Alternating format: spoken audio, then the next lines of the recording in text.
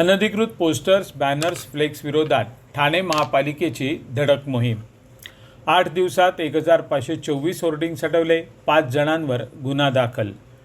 ठाणे महानगरपालिकेनं शहरातील अनधिकृत पोस्टर्स, बॅनर्स, फ्लेक्स आणि होर्डिंग्स विरोधात व्यापक मोहीम हाती घेतली आहे. महापौर शर्मिला पिंपळोलकर आणि आयुक्त सौरभ राव यांच्या निर्देशानुसार शहराचं विद्रुपीकरण रोखण्याच्या उद्देशानं अतिक्रमण नियंत्रण आणि निष्कासन विभागानं संपूर्ण महापालिका हद्दीत विशेष मोहीम राबवली. 13 ते 20 जुलै या 8 दिवसांच्या मोहिमेत तब्बल 1524 अनधिकृत पोस्टर्स, बॅनर्स, फ्लेक्स आणि होर्डिंग्स हटवण्यात आले असून नियमांचं उल्लंघन करणाऱ्यांविरोधात 5 फौजदारी गुन्हे दाखल करण्यात आले आहेत. 3 हात नाका येथील पादचारी पुलावर लावण्यात आलेला अनधिकृत वाढदिवसाचा बॅनर 13 जुलै रोजी कोसळल्याची घटना घडली होती. या पार्श्वभूमीवर महापौरांनी शहरातील सर्व अनधिकृत होर्डिंग्सवर कारवाई करण्याच्या सूचना प्रशासनास दिल्या होत्या.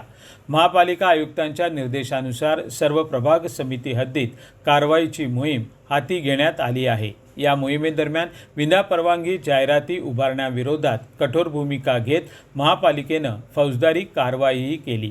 त्यानुसार नौपाडा कोपरी प्रभाग समिती क्षेत्रात 2 तर दिवा प्रभाग समिती क्षेत्रात 3 अशा एकूण 5 फौजदारी गुन्ह्यांची नोंद करण्यात आली.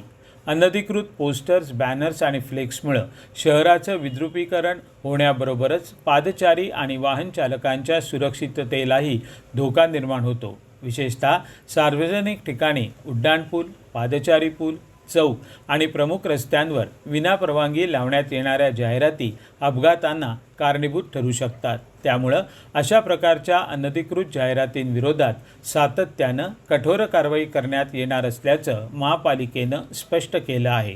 प्रभाग समिती निहाय करण्यात आलेल्या कारवाईचा तपशील नौपाडा कोपरी प्रभाग समिती 383, वागळे प्रभाग समिती 115, लोकमान्य सावरकर नगर प्रभाग समिती 178, वर्तकनगर प्रभाग समिती 66, माजिवडा मानपाडा प्रभाग समिती 240, उथळसर प्रभाग समिती 64, कळवा प्रभाग समिती 142, मुंब्रा प्रभाग समिती 36 आणि दिवा प्रभाग समिती 300. रोज घडणाऱ्या विविध घडामोडींची माहिती मिळण्यासाठी डेली 2.0 हे चॅनल लाईक करा, शेअर करा आणि सबस्क्राईब करा.